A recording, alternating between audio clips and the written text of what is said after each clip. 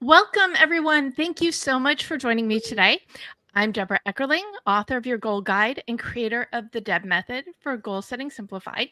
You can't reach your goals on your own, you need your people. So every week I bring together 3 of my people to have a fun, engaging, and informative conversation.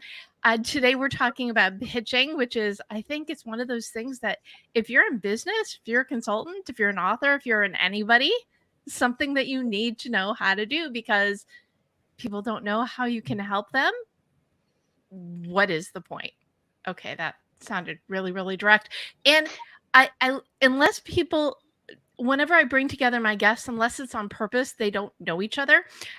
Today they don't know each other, but they all have Robbie Samuels in common. So big shout out and thanks to Robbie for connecting, and in the case of Paula Rizzo, reconnecting us, because Paula and I were in Go Authors together and did some events. And boy, does the virtual time fly. It's been ages. And then we've got Dave Bricker and Mike Roderick also offering their important insights into this conversation, this thing that we love, and maybe not so much, pitching.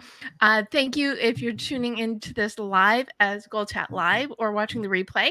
You may be listening to us as the Goal Chat podcast on the Marketing Podcast Network.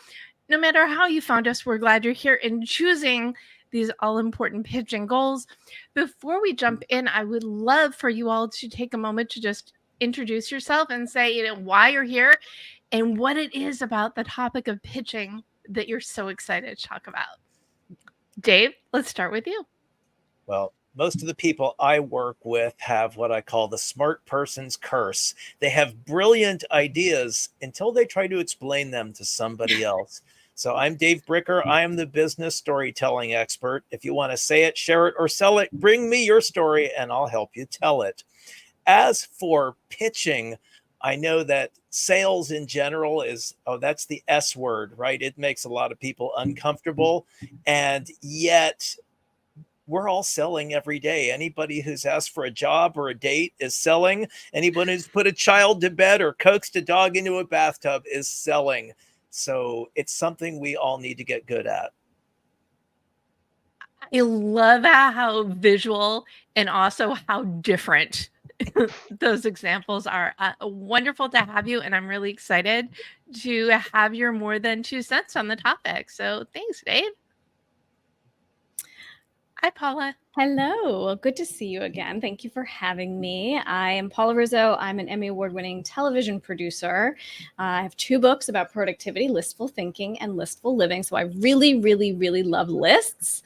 Lists are the way that I have been able to not only have a career as a television producer for years and keep things going where I was getting pitched a lot. And then I would have to pitch those stories up the food chain to be able to get it on TV.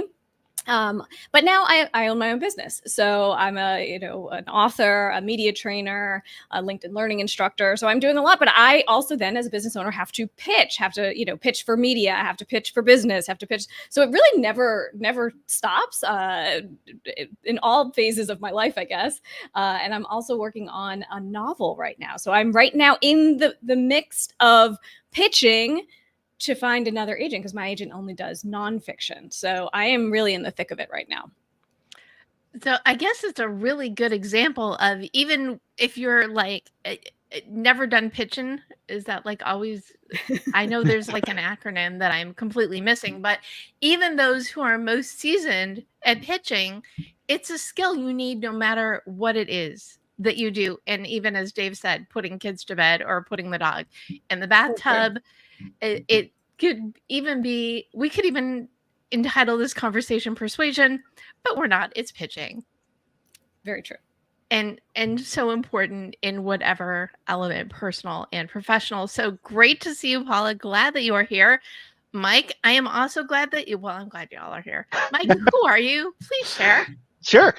So I'm Mike Roderick. I run a company called Small Pond Enterprises. I went from being a high school English teacher to becoming a Broadway producer in under 2 years. And I became very, very fascinated after that with the topic of access and how do we get access to anyone. So I'm always really, really interested in sort of digging into access problems, thinking about sort of how we present ideas, how we share ideas, and what gets people to pay attention. Because I believe the thing that gets us access is interest. And it sounds so simple. Right. I mean, right. It's yes, and I think that the most powerful things are very simple, but they're very, very nuanced, right? There's so many elements to just what people are interested in and what they're looking for that we could go down rabbit hole after rabbit hole with it. But ultimately, it comes down to, if I can make you interested, then access is going to be much, much easier. And I love your backstory. I mean, it really is a lovely representation of what I'm all about. Is change, when you embrace it, anything is not only possible but probable. Yep. So exactly. Well, I'm really feel like let's just dive in and have some playtime here, because isn't that what these conversations are all about? So let's back up just a little bit, because I have to ask the boring basic question: what is pitching? Dave, want to kick us off? I feel like I should be doing like a baseball metaphor. Well, for the moment, and we can get into the nuances, I'm going to equate pitching with sales. And sales is the process of changing the conversation from price to value. Again, simple. Bahala, do you want to add to that? Well, my world of pitching is a little different from media pitching, right? I mean, it is sort of sales, because you're selling yourself, you're selling your idea, you're selling your book. You want to be the one who's the expert, who's talking about it. So pitching in that way it's really about taking your ideas and hoping that somebody likes it, and then having that access to be able to say, okay, great, then I can go and talk about it, on a podcast, on television, or wherever else.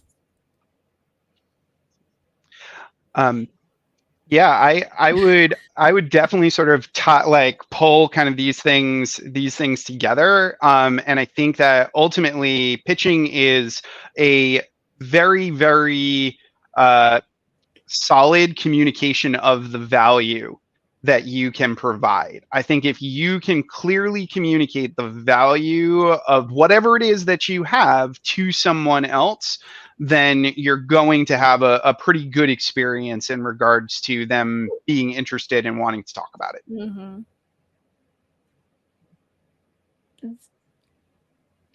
And again, it sounds so simple, but it's really not simple. So let's go into the nuance, because it's okay, great, pitching, showing how you help other people. What is the next level beyond that, I guess? Well, I always think about it as being of service. How can you be of service to someone else with what you know? Because then that sort of takes the pressure off of you being judged for what you're doing. It's not totally about you anymore, right? Let's take the ego out of it. It's not about you. It's not about your book. It's not about all these things. Who can you help? Who's the audience? And how can what you know change their life, for better or for worse, right? The thing that you're going to tell them, how they're going to change, maybe their eating habits, or how they're going to, whatever it is, you'll be able to help influence people in that way. But if you look at it as something that you have to share to be of value, I find that it's a lot easier, because sometimes people have the imposter syndrome, or, whatever it is that's stopping them from doing whatever the pitch is. If you sort of put that lens on it, it definitely makes it a little easier.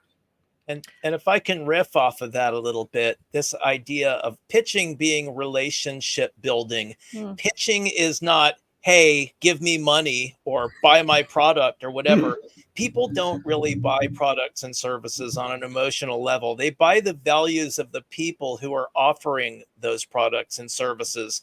And if you can make them feel listened to and understood authentically, those relationships form.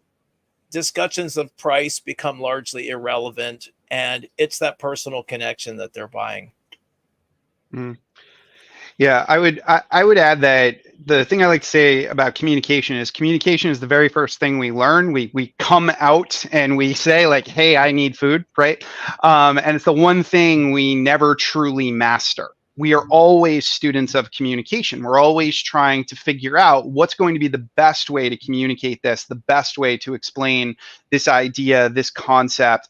And I think that when you think about this idea of the nuances of pitching, going to what Paula's pointing out, it's about really taking the time to understand the world of the other person. You want to try to see things through the other person's eyes and then communicate it to them in the value that they're most interested in. The thing I used to see a lot when I was producing on Broadway is that whenever somebody would try to sell their show, they would always spend all their time talking about how great the show was and not enough time talking about how the show was actually commercially viable and how it could actually work as a Broadway project. So I think it's that piece of you've really got to spend the time understanding the other person, which totally ties into what Dave's talking about with this idea of relationship building, because we build relationships based on commonalities between us. And when the conversation is not about the buyer, when it's not about the buyer's customers, when it's about you, so much of pitching is full of what I call the I infection. It's I this and I that, and people shut down. They got Seth Godin said it very well. He said, people don't want email, they want me mail. We need to talk about them. Yeah. Love that. Well, it really goes to the frame of mind. And I am totally about the mission and the value. The D and the Deb method is determine your mission, because you can't get what you want unless you know what that is, what you are about, what you are striving for. But you're almost doing the people that you are pitching to a favor by being able to communicate what it is you have to offer to them. Yes, I always tell my clients, how dare you keep this to yourself? You know, how dare you not tell them what you know? You must. It is your mission to tell people how they can, be better or whatever it is. But also, these things take time. And I think that's the part that people don't want to hear, is that those relationships do not show up overnight, right? It's not a cold email. Sometimes you'll send an email and it'll catch somebody at the perfectly right time, and they'll say, yes, this is exactly what I need. This is what my audience needs, whatever. And it connects. But a lot of times it's a really slow burn, right? And so that could be very frustrating to people who just are starting to pitch, and knowing that you have to continue to do this over and over again with different people for a long amount of time. And go ahead. Go ahead, Deb. If you want to add, I was just going to ask the next question, but did you have a yes and? Yes, because I've written a lot of email campaigns, and I won't write an email campaign that's less than 12 emails long. And I think of it as leaving flowers on their doorstep and doing a ring and run. At some point, they're going to wonder, who keeps leaving flowers on my doorstep? They're going to be waiting to answer the door when you knock. And you have to leave a lot of flowers before that happens. And you have to offer value with every communication. It can't be BMS, buy my stuff, or whatever other word you want to substitute there. It's got to be, I've got something for you you can use. Here's something to think about. After a while, they'll want to reciprocate. And that's how that works. So is a not so secret admirer courtship going on here? Yes. Mm-hmm. Yeah. Well, this dovetails really well into the question I was going to ask a minute ago, which is, what are the elements that go into an actual pitch? And I know it's different for different elements. So let's start with you, Paula, and the whole media pitch. Sure. So I always like to say there are 3 parts to the perfect pitch: the hook, the twist, and the takeaway. So the hook is all about the hook. Why now? Why is this important? Why do we care, right? The twist is, how is this different than everything else that I'm hearing about this? What is the newness of this? Or what is it that's a little bit novel? And then the takeaway.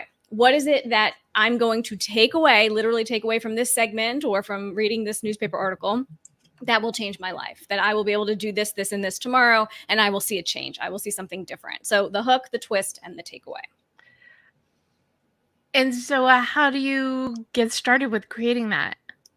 So I think, being your own producer is very important, because a lot of times people are so interested in like, oh, I wish that I could be on the Today Show, or I wish I could be on this, or I could do that, and whatever. Okay, great. That's awesome.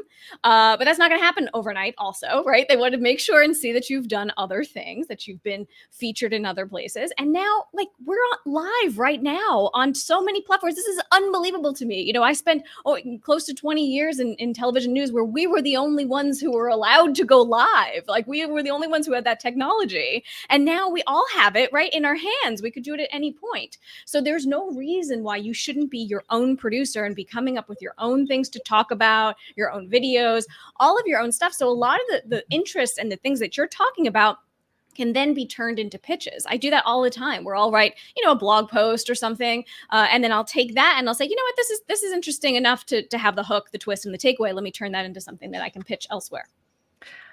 And I love this. Can you just give a quick example, and then I'll let Dave and Mike talk? One of my favorite examples, when I was a TV producer, I was covering health and wellness news for a very, very long time. And one of my favorite pitches was about how stress was actually good for you.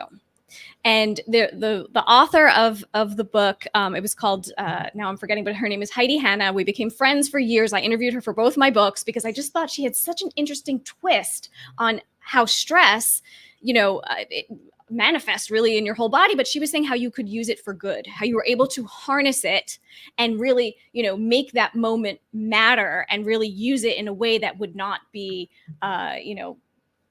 terrible for you, right? So you could use it in a really good way. And I thought, that's very interesting. Let's dive into that a little bit. And I've never forgotten that pitch ever. It was a great example. I love that. And it goes back to the simplicity. When you know who you are, what you do, finding the goals within it for the pitch should be simple, adjacent, right? Okay, Mike, what's your take on what goes into a pitch? Yeah, I think a pitch ideally needs to be referable. And in order for something to be referable, you need to have an aim, which is accessibility, influence, and memory. The very first hurdle you're always going to have is accessibility. The second you make somebody feel stupid or feel like they don't know what they're talking about, they're probably going to tune out. Influence, a lot of people think influence is about me persuading you to do something. But influence is truly about you doing something without me asking. So why are you going to do something without me asking? If it gives you something, if it does something for you.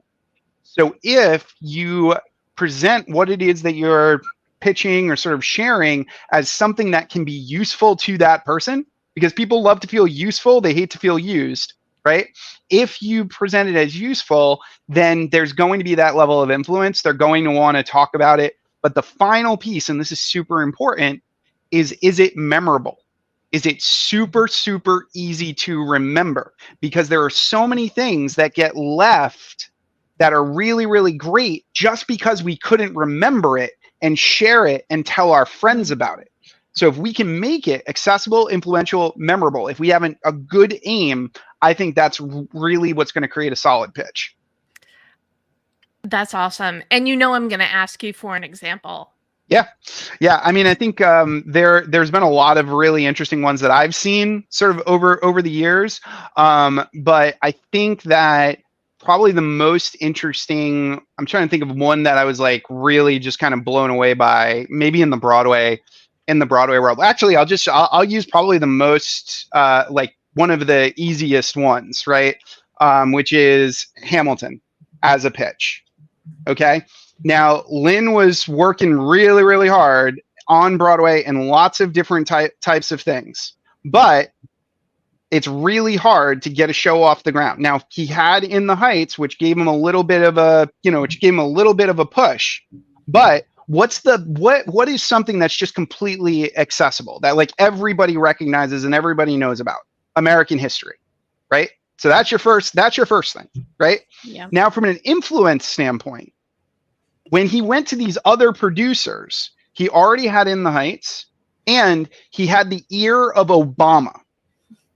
Like he had presented this thing as so if I'm going to go out and raise money for that, it's going to be super, super easy for me to do it, right? And then if I then go to whoever I'm reaching out to and I'm like, yeah, it's this American history musical, but by the way, the whole thing is hip hop. Yeah. And think about how easy it is. There are people right now who can tell me word for word a Hamilton lyric. And I think it was Dr. Dre said hip hop was like the first form of social media. Right, where it's like it's so easy to remember, it's so easy to carry. So when he was going and pitching Hamilton, pretty easy pitch because it was accessible, it was influential, and it was memorable. I love that you just started out when Lynn was doing Hamilton. I just need to call that out, but really also a very strong example. So thank you for that, Mike. Yeah. Dave? What goes Okay, into for pitch? pitching, I have a method that I call the CAST call system, CAST call. So the C is, what is the conflict? We identify with an authentic conflict.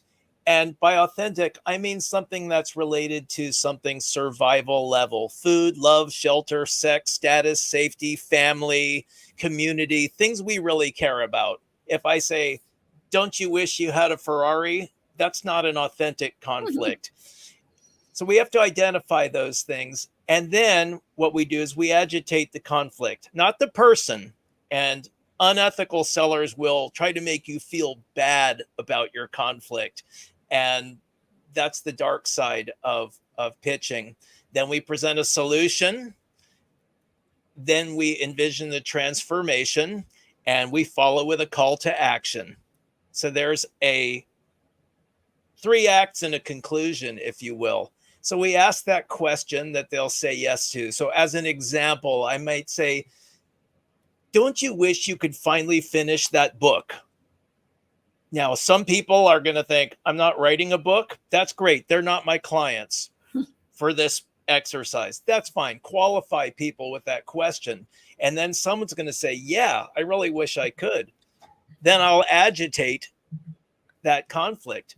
Are you going to leave that half-finished manuscript sitting in your drawer for the next year, or are you going to do something about it?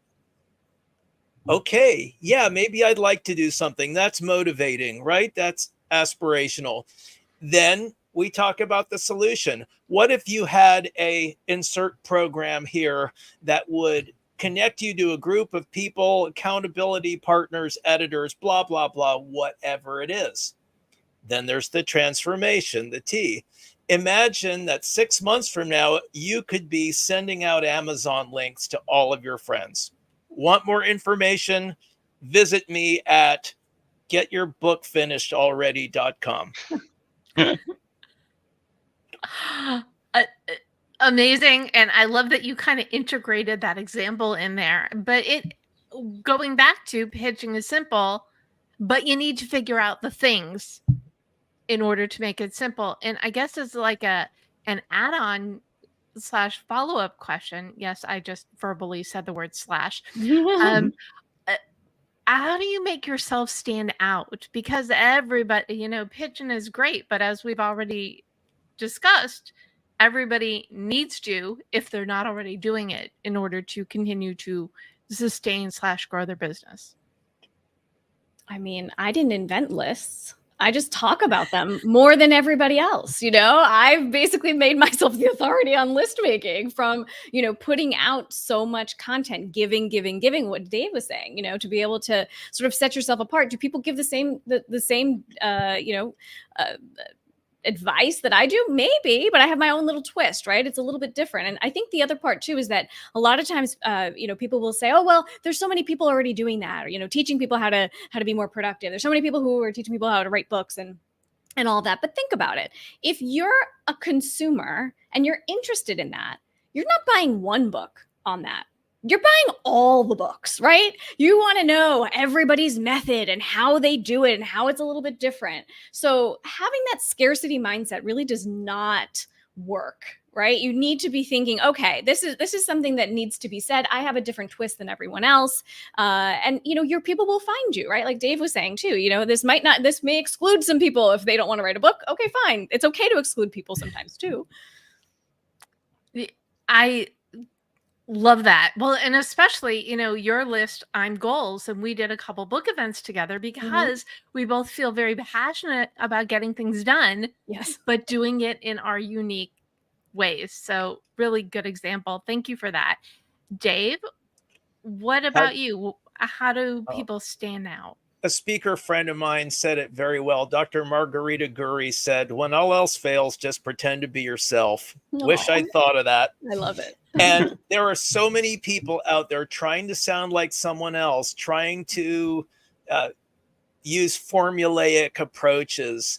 They're just saying, hey, do you need a virtual assistant? Do you need someone to work on your website? BMS, buy my stuff.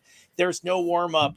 And if you just be yourself and try to build relationships with the people you want to be in a relationship with, that's really all there is to it, because not many people are out there doing that, even though that's the only thing I know that works.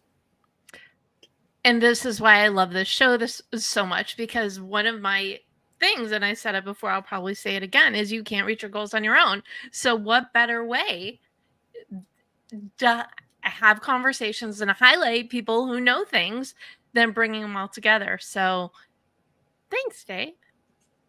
Yeah. Mike? So the way I like to think about this is that most of the time, whatever the concept is, whatever the idea is, there's what I like to refer to as doorway thinking, where basically everybody decides, like, this is the door that everybody else is going through, so I'm going to try and go through that same door, right? And what we want to do is we want to engage in windows thinking. And in windows thinking, what we do is we think about, well, what are all of the variables here? What are all of the different ways that I could potentially approach this? And I think that so often, and actually there's a really interesting Broadway story about this, where there was somebody who was trying to get a hold of Kevin McCollum. And Kevin McCollum is the producer of Rent, and he worked on lots of like very, very popular sort of Broadway shows. And they talked to one of their mentors and they were like, I just don't get it. I have emailed him over and over and over again. I've let him know that I want to have a meeting and he's just not getting in touch with me. And the mentor turned to him and said, Kevin never reads email. You absolutely 100% have to call him. If you don't call him, you are never going to get a meeting with him. And it's a perfect example of windows thinking, where basically it's like, okay, everybody's doing this, but what is an angle or an approach that's going to completely change the way that somebody's perceiving this? And think about all the things that you get. Think about all the pitches that you get. Most of the time, they're the same thing because everybody's sort of engaging in this doorway thinking. And just think about the last pitch that you got where somebody did something creative, where they sent you something, or they did something weird with the way that the email was done, or heck, somebody recorded a video or sent you a voice note. It's so rare that somebody thinks about that from that particular angle. And I think that that can be so powerful. And we don't take enough time to ask ourselves, like, what are the windows? How do I look for the windows in whatever the pitch is, whatever the presentation is?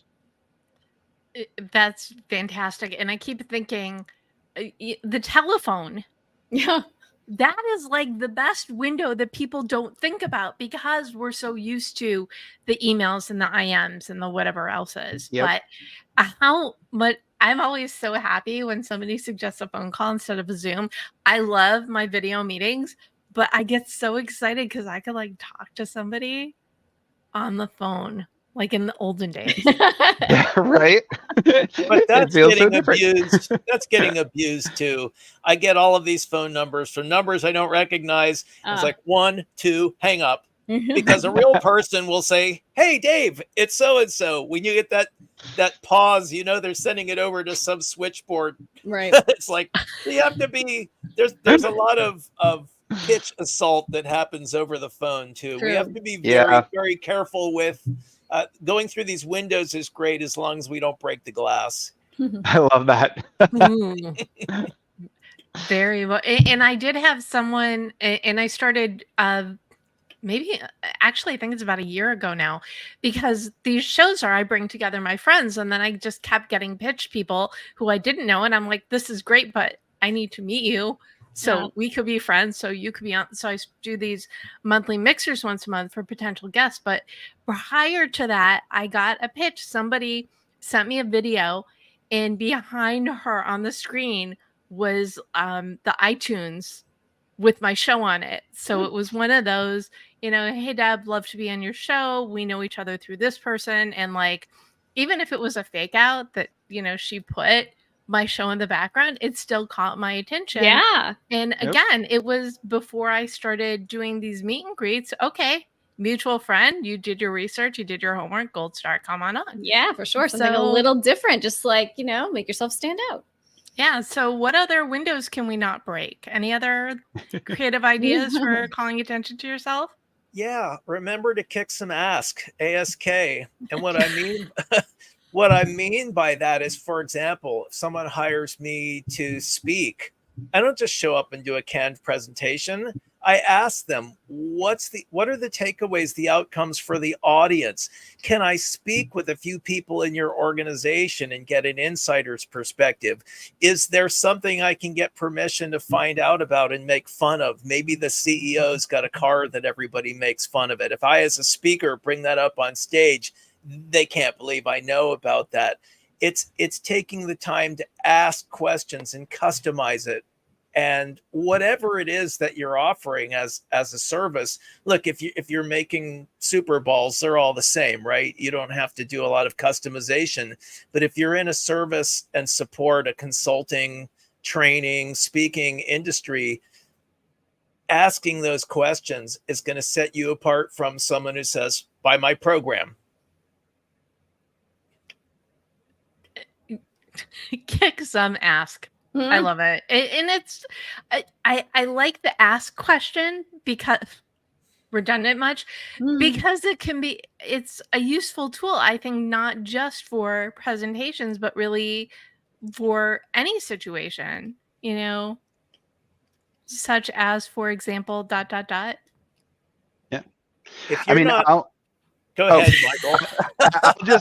I'll just throw out there the ask that basically raised, I would say, 90% of the money that I raised on Broadway, and has brought me most of the opportunities in my life, is the indirect ask, where rather than asking somebody to do something for me, I ask them if they're willing to be a thought partner with me. And basically what I'll do is I'll basically say, here's the problem, here's this thing that I'm trying to sort out, and I'll ask them, do you have any ideas? Because you limit the things you get in life when you limit other people's creativity. And the second that I just let somebody creatively think about whatever the problem is, I have gotten introductions, opportunities, you name it. Things have happened as a result of not saying, hey, can you introduce me to so-and-so, or hey, can you help me with this, or hey, can you do this for me? But saying, hey, this is the problem. This is what I'm trying to sort out. And what do you think about it? Do you have any ideas? Do you have any thoughts? I can't tell you the number of times that has just led to all sorts of very interesting things. Ooh, I like it. It's like in the it's world. I'm sorry, Deb, go ahead. No, it's like backdooring it, right? It's like, okay, I have this idea. I do have it's almost like a little tangenty thing, but I believe we don't use the word should, but it's important in this case. You shouldn't ask for feedback unless you have some idea of what you're creating, because I think so you need to be a little bit more direct in it. But I think saying, I'm working towards this solution. What do you think? And even starting this conversation, I said, we're going vague because let's see what rabbit holes we go down. That's where all the fun info comes in. Yes, Dave.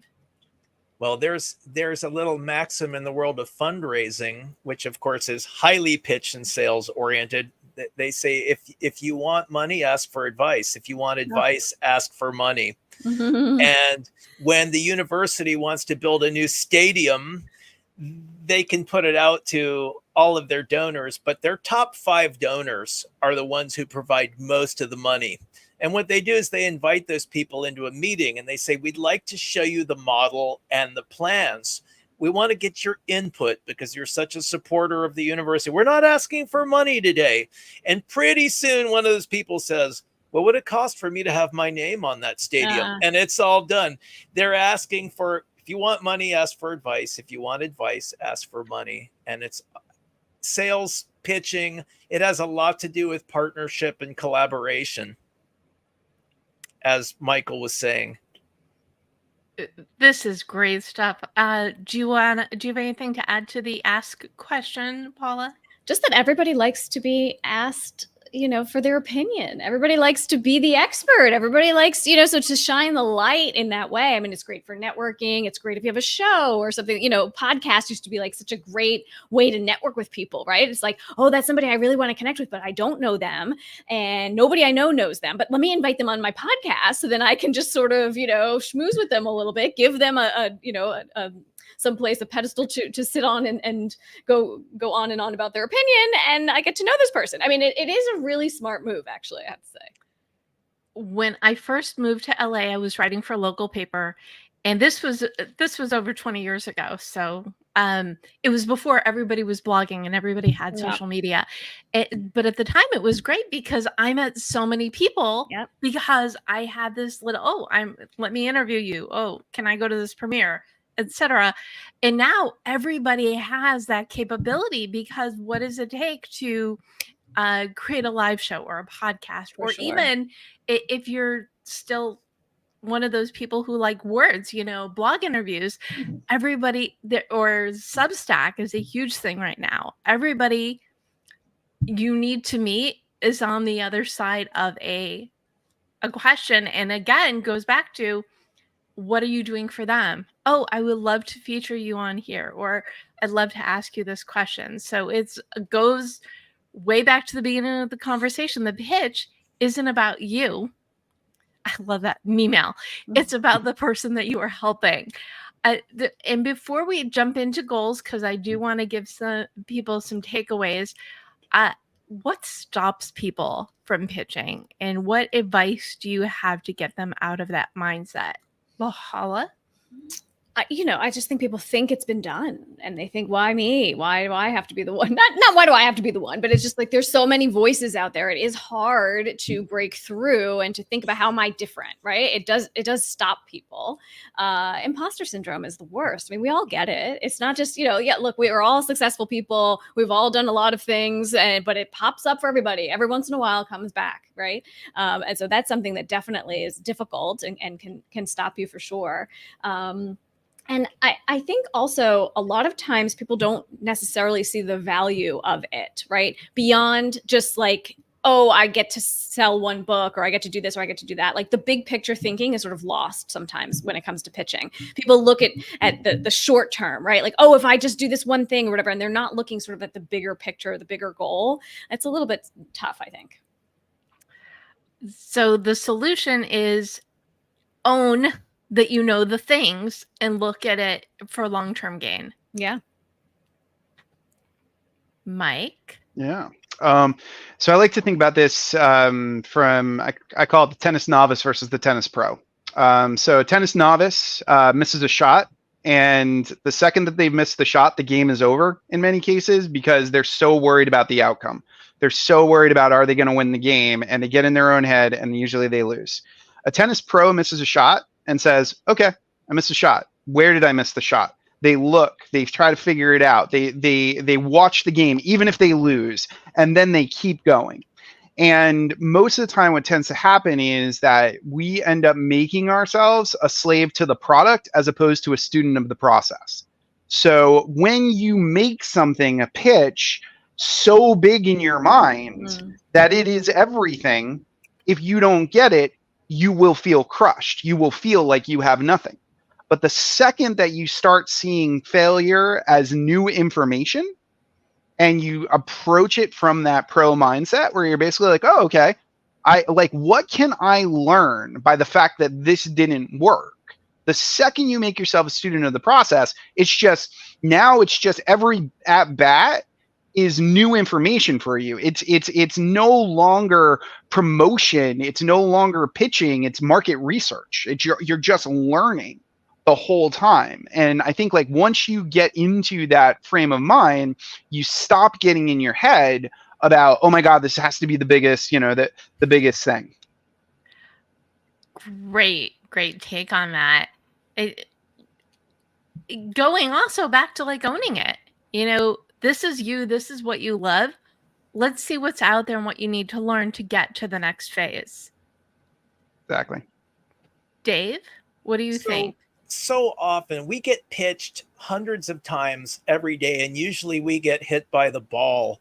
And if you look at what's out there in terms of what forms our impression of pitching, we listen to this kind of Ronco pocket fisherman, high pressure marketing. And then at the end, it's like some assembly required, batteries not included. All models are 18 years or older, may cause nausea, dizziness, or vomiting, blah, blah. And it's like, wait a second. I don't want anything to do with that. Right.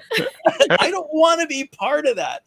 And people feel they grow up with that ABC model, that always be closing, which I like to change to always be caring. So if you are engaged in a sales conversation, the goal is not to get the person to part with the money. The goal may be to determine that they're not a good fit and let them go, so they go and refer you to someone who is a good fit. It's a long game, relationship building. And I feel I've had a very successful pitch session when at the end of an hour of positive engagement, say, I'm not really the right person for you, but let me refer you to someone who is. That's a win. First of all, thank you. ABC, always be closing. That was the acronym that was like stuck in my head. That I'm like, I know it's something. That was the something. So thank you for the Psychic Friends Network. Follow through on that one. Everything just ties in so well together, and I'm with you. Whenever I'm in a conversation with someone, it's like, okay, what can I keep on my radar for you? And then whoever it is, they'll say whatever, and then I'm always surprised when I don't get the question back. So I mean, raise your hand. We've all been there, right? Oh, yeah. But I think part of that, it's a different kind of question. But most of the time, I'd say 90% of the time, you're going to get the question as a response. But when you keep that in your mind, how can I help you? They're going to want the same. And it's all about building your tribe out, getting those warm introductions, and also what warm introductions you can make for other people. Yeah. And networking is a great example. Most networking is not working. And the reason is because everybody comes to sell and nobody comes to buy. Yeah. And I recently facilitated an exercise where I asked everybody to lead with a weakness or something that they need, something that they're looking for. Because now you're not just talking to the person in front of you, you're talking to their whole network. And we couldn't pry people away from those conversations. It was very, very effective. And I know that Mike leads a networking group as well. And that's pretty much the philosophy. Lead with a need. Right? Yeah, exactly. I mean, we started Generous Entrepreneurs in Media. We started it back during COVID. And basically what we found was that so many podcasters and podcast guests never got a chance to like connect after the initial sort of show. So we were like, you know what? Why don't we get a bunch of podcast guests and hosts together and just give them the opportunity to get to know each other? And if there's a fit for somebody's show, great. But it's really about like get to know each other, figure out how you all can help each other and support each other, and just have conversations and see kind of where it goes and like what types of opportunities can come. And that's the thing. It's a very like there's been lots of people who have kind of copied what we've done and then turned it into like a pitch fest where they're selling their programs or whatever the scenario is. But to this day, we literally are like, come hang out. We're happy to teach you something, share something with you, and then send you on your way. Like, so yeah, that's the way I like to look at it. I think more magic happens when you're not forcing the magic. Yeah. Love that. Yeah. And whenever anybody asks me what my favorite networking event is, I just say this, bringing people together and having these. And Paula's a great example. I haven't seen her in a couple of years, but hey, come on my show. Let's catch up. Exactly. And why not help other people in the meantime? Did you have anything to add on the whole networking?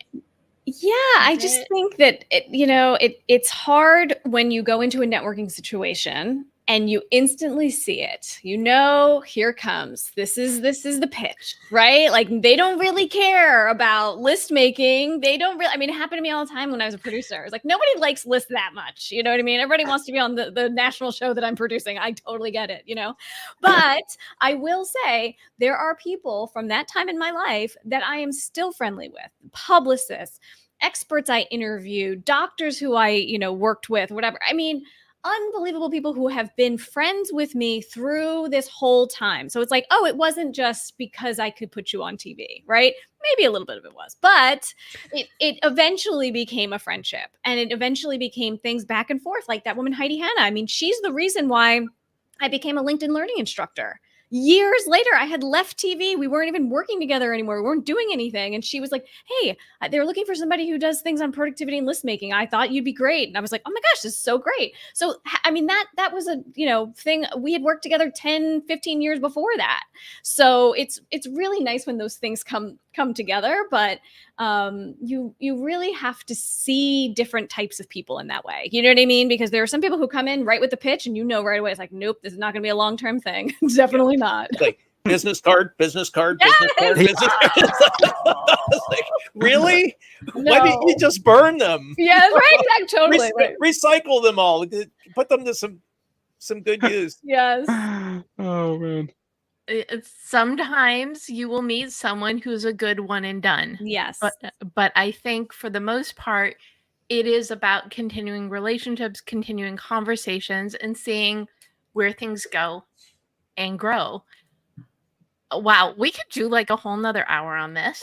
I may just have to have you all back. I don't often repeat panels, but I kind of feel like maybe we might want to do that. But in the meantime, I would love for each of you to gift a goal to the audience. So what is something that they could do today, tomorrow, immediately to get better with the pitch-in? Dave, you want to start us off? Stop talking about yourself and start talking about the person you are serving. If you're talking about prices, processes, ingredients, and data, you're not talking about people. If you're not talking about people, you're not telling stories. If you're not telling stories, you're not connecting. And if you're not connecting, you're not selling. Okay, so the goal is to stop talking about yourself. Yes. Not about all that other stuff. But it's going back to what we were talking about earlier. It's like, what is the value you have to offer? It's the value you have to offer has to do with their impression of the value you have to offer them. I can tell you, I can talk about the services I have to offer. That's about me. I can talk about the transformation I will deliver in terms of the goals that you want to accomplish. And that's a different conversation. You're going to listen to that one because it's about you. Got it. So you want to connect with them, but you want to connect with them on the bigger picture. Right. You are not selling you. You are having conversations. You're sharing stories. You're playing. I don't want to say visual ping pong because then it's mixing too many metaphors, but you're painting a picture of what could be for them. Transformation. You want to take them on that journey from conflict to transformation. Easy, right? Again, with the word simple. Awesome. Okay, Paula, goal? I want everyone to make a list, of course. Yay. I can't help myself. Make a list of the questions that you're always answering. What are the things that people are always asking you? And that way, a lot of times experts, people who are pitching anything think, oh, this is the thing people really need to know. I'm really good at this. They need to know this. sometimes the thing that you know the most is not what people care about the most, right? So think about, what is it that everyone's asking you? What do they come to you for? Make a list of that and start, producing some content around it, or do some pitches or whatever it is. But that is the real secret sauce right there. I love that. So it's such an important distinction too, because I can go on as many goal rants as the next person. But you're right. People have the same questions, and they're not necessarily the ones that I think. Yeah, I mean, I'm always like, I'm going to dazzle them with this thing and they're going to love it. And it's like, no one cares. It's like, oh, I'm not, this is what they care about. So you do need to listen. I mean, the same as what Dave is saying. Stop talking about yourself and start listening. And lists, I agree. Lists, journaling, getting thoughts out of your head and onto the page. It's so powerful because there's just so much playtime in your head you can do and be effective. Mike? Yeah. Goal? I would say make the goal at some point, whether it be this week or in the next couple of weeks, to step out of what I call the longest line. So every time you read something that somebody wrote or see somebody and think to yourself, well, they would never respond to me because they're too famous or they're doing too much or I don't have enough.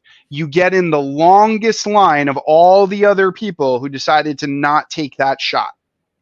So just once, step out of the longest line. Do that outreach. And we've already talked today about all these innovative ways that you could do that outreach. The fact that you could research that person and reach out in a completely different way. How many people asked James Cameron about Piranha 2? Right?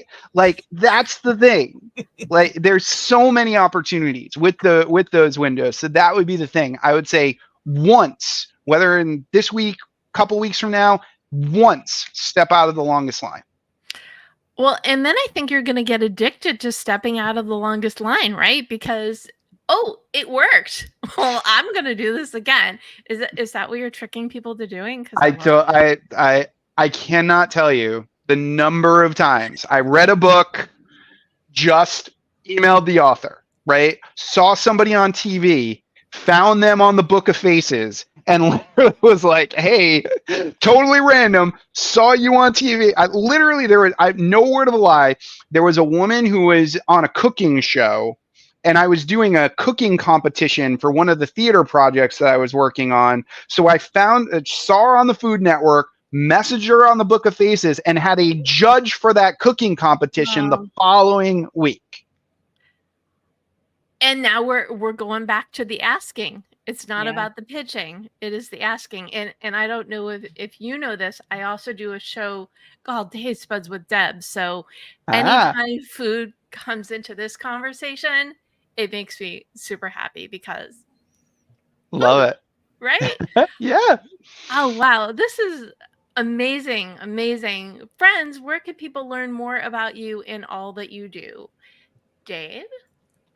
Best way to find me these days is at speakipedia.com, speakipedia.com. And of course, I'm in the usual social media places, LinkedIn, etc. Fantastic. And Paula? Yes, if you go to paularizzo.com/list, you can get my list making starter kit there. But I'm also a media trainer, and I work with authors, of course. And I hang out mostly on LinkedIn, I would say, and also Instagram. Those are my two faves. Fantastic. And Mike? Yep, you can find me at smallpondenterprises.com. And I am also on the LinkedIn all the time. I'm always having conversations on there. So definitely feel free to say hi and come hang out. And I am at the Deb Method everywhere. And you can get the recap to this and the links to this and other conversations at thedebmethod.com/blog. And I always put in the LinkedIn links as well as the website links, because that really is the best way to start the conversation. Say that this is where you met, you saw, maybe you are one of the long lines you want people to get out of. Someone's going to reach out to one of you or us. So like I said, go to thedebmethod.com/blog to get that. And I am live every Monday at 4 p.m. Pacific on Facebook, LinkedIn, and YouTube. And you can also subscribe on iTunes or your favorite place where you listen to your podcast to Goal Chat on the Marketing Podcast Network. Oh my goodness. What final word or words of wisdom do you want to leave our audience with today? We'll go reversey this time, Mike. Sure. Everybody's a celebrity to somebody, but celebrity is relative to everybody. Say that again slower, because I love it so much. Everybody's a celebrity to somebody, but celebrity is relative to everybody. So you are a celebrity and everybody else is too. Exactly. Nailed it. Paula, final thought? Don't be so hard on yourself. I feel like we've really, when it comes to pitching, it's hard. It's hard to feel rejected. It's hard to feel like, oh man, I really thought this was going to be the thing that was going to get through and people were going to love it. And then they didn't. But you can't be so hard on yourself. So, keep going. There's one out there for you. It is a long game for sure. Yeah. And we're not just media, not just writing books, not just selling yourself. It's the whole thing. If you're doing this thing that you love, you've already invested this time and energy into yourself and your goals, which is great. So keep having that faith and keep going. So I love that. Thank you. Dave, final thought? Enjoy the journey. If you keep getting better, if you keep growing, stop worrying about where you are not. And, I'm not where I want to be yet. Yes, set those goals, but enjoy the journey, because it's when the journey's over, so are you. Yeah. Just if you put one foot in front of the other and head in the right direction, the top of the mountain has no choice but to come to you. Enjoy the views on the way. It is so apparent, just for you, but for all of you, why you are so good at what you do, because, your analogies, amazing. Your media tips, Paula, fantastic. Your gusto, Mike, you put those all together and you've got really the perfect pitch. When you are comfortable with yourself, but also knowing that what you're doing is going to have an impact on the world, I think that really is the recipe for that perfect pitch. Thank you again, Dave Bricker, Paula Rizzo, Mike Roderick. Thank you for tuning into Gold Chat, whether you're watching live or the replay or listening to us. We're here to inspire, to motivate. The pitching, the life you want, your goals, they're all within your power. So go out there, go for it, because we know you can do it.